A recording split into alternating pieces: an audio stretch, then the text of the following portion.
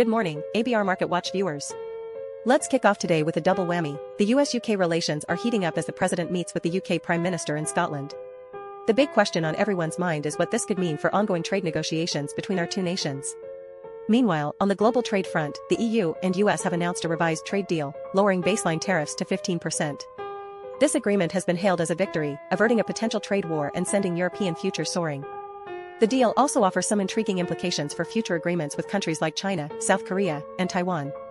Investors are keenly watching Heineken earnings today, alongside automakers and drugmakers who could benefit from this agreement. However, keep an eye out for the impact of tariffs on Heineken's earnings.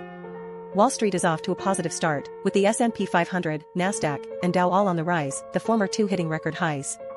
This week is significant as we see mega-cap earnings from tech giants like Meta Platforms, Microsoft, Amazon, Apple, and Alphabet, with Tesla showing a 1.7% pre-market rise following a $16.5 billion chip deal with Samsung Electronics.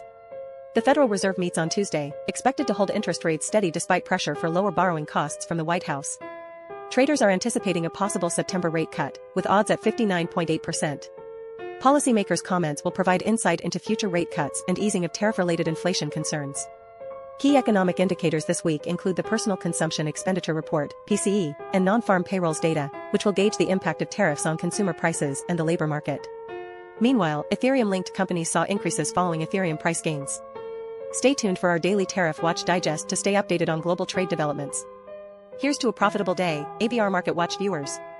Remember, knowledge is power, and we've got you covered.